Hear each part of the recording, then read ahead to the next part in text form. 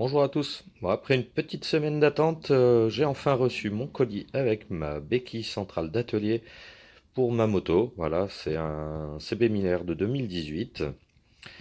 Donc forcément, le produit, vous vous en doutez, ce qui m'a plu, bah, le fait que ce soit polyvalent, hein, ça va me permettre l'hivernage de la moto et en même temps de pouvoir travailler sur ma moto tranquillement, les deux roues levées. Voilà, donc on va procéder au déballage ensemble. Et puis voir pour les instructions de montage, l'outillage nécessaire. Et une fois que tout ce sera fait, bah, on va tester un petit peu le produit au niveau de l'utilisation. Alors pour ce qui est des roulettes, bon, bah, ça a l'air plutôt solide. J'ai testé le frein avant, la résistance est assez forte et facile à enlever également. Voilà, à voir une fois monté sur la béquille. Voilà, carton ouvert. Bon, j'ai déjà pris un petit peu d'avance histoire de faire le tour. Alors vite fait, surtout à faire attention, la notice d'utilisation se trouve cachée quelque part dans le carton. Voilà, donc bien faire attention. Ensuite, on va y trouver la boîte avec la platine spécifique pour chaque modèle.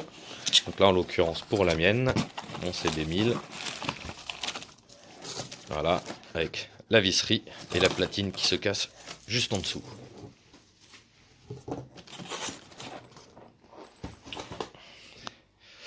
On va retrouver également une boîte avec le restant de la visserie et les roulettes. Et ensuite tout le système. Donc la base, le levier, ça c'est juste une protection pour l'envoi. Et juste pour le fun, hein, un petit bon de réduction en allemand bien sûr.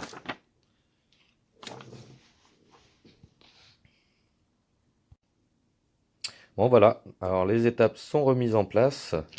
Alors comme je pensais, c'était quand même une bonne idée de pouvoir séparer en fonction des étapes. Bon, c'est juste dommage qu'ils aient pas pensé, enfin, ou du moins fait les choses correctement jusqu'au bout, quoi, parce que du coup, c'est un petit peu inutile d'avoir des numéros s'ils sont pas à la bonne position. Voilà. Par contre, ça va vraiment nous simplifier la vie. Pas besoin de trier au moment du montage. Et également, ça permet un contrôle rapide de la présence de toute la visserie nécessaire. Ah, pour la boîte avec la platine, donc on a toute la visserie présente, hein, contrôle effectué avec la notice qui se trouvait dans la boîte, la fameuse platine dédiée, là en l'occurrence pour le modèle de ma moto. Voilà, hein, donc c'est une platine, elle a l'air assez costaud, hein, en acier. Voilà, on verra à l'utilisation et à la mise en place.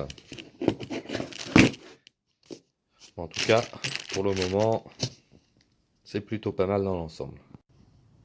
Alors, pour le montage, nous allons avoir besoin d'une BTR de 8, alias clé Allen, clé 6 pans, une 6, une 4. Nous allons avoir besoin d'un cliquet avec 5 douilles, une 18, une 17, une 16, une 14, une 13 et également pour ma part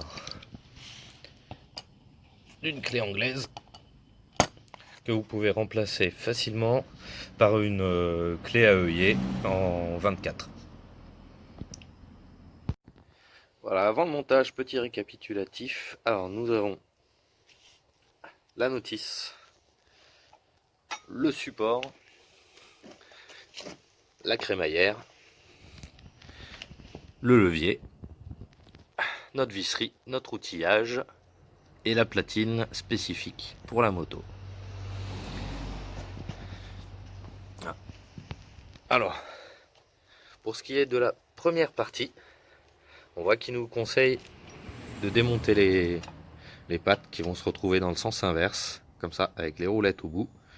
Moi, je vous conseillerais de le faire à l'étape du montage des roulettes, Comme ça évite d'avoir du matériel en plus à côté, la visserie en plus, et ça évitera de perdre peut-être une vis.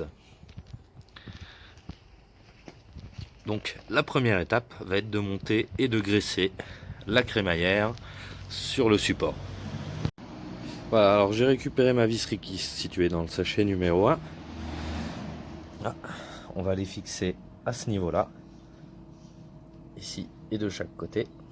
Alors on peut constater qu'ici, voilà, de l'autre côté, voilà, l'écrou va pouvoir aller en transversale, parce qu'on peut le régler par derrière de façon à modifier l'inclinaison de la crémaillère pour que la moto se pose bien sur le support et qu'il n'y ait pas de risque en poussant la béquille que la moto bascule. Donc je vais fixer maintenant la visserie et on procédera au réglage à la fin et on serrera les deux derniers du bas en même temps. Voilà, la crémaillère est montée. Alors j'en ai profité pour la descendre au maximum et regresser un petit peu, même s'il y avait déjà un petit peu de graisse présente mise par le constructeur. Et maintenant, on va pouvoir procéder à la mise en place du levier. Alors pour ça, je vais prendre ma visserie numéro 2 pour l'étape 2 et le mettre en place. Alors il se mettra ici, en allant dans ce sens-là. Ils ont prévu une petite butée pour éviter d'abîmer la crémaillère ici. Voilà, donc rien de compliqué, on se retrouve tout de suite après. Voilà, étape 2 terminée. Le levier est en place.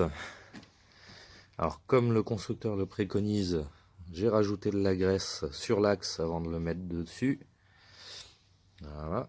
J'avais juste oublié de vous dire que ici, on aurait besoin d'une douille de 13. Voilà, c'est un écrou frein. Voilà. Alors après, pas besoin de le serrer trop fort, hein, parce que sinon, même avec les rondelles, vous allez appliquer trop de pression. Et donc là, aucun souci, ça va. Le levier est en place, on va pouvoir passer à l'étape 3. Alors, pour l'étape 3, voilà, on va relier le levier à la crémaillère. Voilà, en passant cette partie-là à cette partie-là, grâce à ces deux pattes de fixation et la visserie. Je fais ça tout de suite et je suis à vous. Voilà, donc l'étape 3 et du coup 4 consistait à relier le levier à la crémaillère. Alors sur la crémaillère, vous pouvez constater qu'il y a un choix de position. Ah, ça va être à votre convenance suivant la hauteur à laquelle vous voulez pouvoir monter votre moto. Là, moi j'ai choisi l'une qui va monter la moto au plus haut. Bon, pas la dernière, juste pour le test. Ah, pour le serrage, c'est exactement comme pour le levier ici. Avec rondelle métallique à l'extérieur, rondelle en plastique entre les deux pour éviter les frottements et d'abîmer. Pareil, hein, pas besoin de serrer comme un dingue, sinon on risque plus de bloquer le système qu'autre chose. Voilà. Alors là, une fois la crémaillère débloquée, donc là, elle va bien en position basse. Si on remonte, elle va bien pouvoir monter. Voilà. Si on la met en place, voilà. On entend bien les cliquetis, ça monte sans problème. Et une fois arrivé en haut, ça bouge plus tant qu'on n'enlève pas la sécurité. Voilà. Donc ce qu'on va tester au moment où la moto sera sur place, bien sûr, c'est est-ce que quand on enlève la sécurité, la moto ne descend pas toute seule. Normalement, il n'y a aucun souci si le levier est bien en position. Voilà, on passe maintenant à l'étape 5. Donc on va mettre nos petits trous en place. Donc là, il va falloir qu'on démonte les 4 supports de fixation, qu'on les remette dans l'autre sens et qu'on fixe les roues d'abord dessus. Voilà. Donc je m'occupe de tout ça et je suis à vous de suite. Voilà, étape 5 terminée. Alors que dire au niveau du montage des roues? Et bah bien faire attention du coup à pas inverser les supports arrière et avant, d'où l'importance de les faire, je pense, un par un, et à bien faire attention également à monter les roues avec les freins sur l'arrière, sinon ça va être un petit peu compliqué d'aller chercher les freins tout là-haut une fois que vous aurez la moto dessus. Ce sera bien plus pratique. Voilà. Si vous vous trompez, que vous mettez les petits là au niveau de l'arrière, bah votre roue, quand vous voudrez pivoter, là avec le frein, ça passera plus. Alors voilà, ça y est, on y est. Voilà, alors ça, c'est un des supports dans lequel la platine va venir se fixer, ainsi qu'ici. Alors ma première question quand j'ai vu ça, je me suis dit est-ce que ça va gêner ou non pour la conduite? Bon, il s'avère qu'après avoir testé, c'est pas gênant, on peut le laisser en place, il n'y a aucun souci. Voilà. Alors voilà, ça y est, on y est. Voilà, alors ça, c'est un des supports dans lequel la platine va venir se fixer, ainsi qu'ici. Alors ma première question quand j'ai vu ça, je me suis dit est-ce que ça va gêner ou non pour la conduite? Bon, il s'avère qu'après avoir testé, c'est pas gênant, on peut le laisser en place, il n'y a aucun souci. Voilà. Pour la platine, la préparation a été faite. Voilà. Sinon, pour le reste, il n'y a aucun souci. Ça a été un petit peu plus fastidieux, mais c'est fait. Voilà. Et maintenant, prochaine étape, on va fixer la platine. Alors, pour le montage de la platine, bon, on se retrouve avec deux vis. Alors j'ai utilisé celle qui était fournie avec le pack de vis pour les étapes et non celui qui était fourni avec la platine qui était beaucoup trop longue. Voilà. Donc en fait, vous avez deux vis qui servent à rien dans la boîte. Ensuite, donc là ici vous avez une petite vis pour pouvoir régler la platine avant de la mettre en place. Donc le conseil c'est de mettre en place la platine, les deux vis, hein, sans les serrer à fond. Donc vous laissez un petit peu de jeu pour que la platine puisse pivoter. Donc après, c'est de la mettre en face des écrous, même avec la béquille, hein. Enfin pour moi en tout cas, ça n'a pas été dérangeant. Voilà, histoire de voir un petit peu ce que ça donne. Alors après, vous pouvez essayer aussi sans la béquille, mais je vous conseille d'être à deux pour le faire. Donc, dans un premier temps, vous la desserrez à fond. Hop, vous faites votre test. Vous resserrez juste là où il faut. Vous pouvez essayer de retirer le lève moto. Et après seulement, vous allez embuter et vous resserrez vos deux vis. Ensuite, le petit problème que j'avais rencontré, mais finalement, j'ai retiré la rondelle parce qu'il s'avère qu'à partir du moment où on monte la moto, étant donné que là la crémaillère est penchée, et en fait tout s'applique bien comme il faut, aussi bien en bas qu'en haut. Voilà pour ce qui est du montage. Alors une fois que c'est monté, il n'y a plus qu'à lever la moto. Alors je vais avoir besoin de mes deux mains, donc forcément je vous laisse patienter une petite seconde. Alors personnellement, pour ce qui est du réglage, moi j'ai préféré mettre l'inclinaison au maximum avant de serrer. Voilà, juste pour vous faire un ordre d'idée, au moins la moto a une légère inclinaison. Bon après au pire c'est modifiable suivant les travaux qu'on a besoin de réaliser dessus. Voilà, on y est. C'est monté. Forcément on retire les pieds avant. On enlève les freins. On se le met de côté.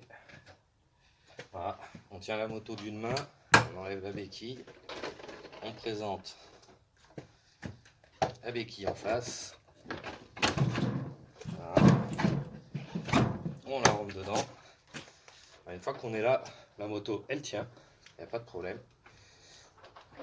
Et on remet en place la sécurité pour les clics. La béquille va finir de se mettre toute seule. Et après, il n'y a plus qu'à monter. Et voilà. Donc là, pas de problème. On peut bouger, ça tient. On peut faire pivoter. On peut faire monter. Bon, moi, je suis pas sur un sol très lisse. Donc c'est un petit peu plus compliqué pour la bouger. Mais ça fonctionne quand même. Et la moto est stable. Voilà. Donc une fois la moto en position, il n'y a plus qu'à mettre les freins. Pour la redescendre, facile. Donc là, le petit test où on se posait la question, on enlève la sécurité, la moto bouge pas. On n'a plus qu'à prendre délicatement. On descend. Et comme tout à l'heure, il n'y a aucun risque qu'elle tombe. Même une fois que tout est relâché, ça tient. Voilà, donc une fois que la moto est posée, on n'a plus qu'à retirer les freins. On redresse un peu la moto. Là, la béquille se tire toute seule.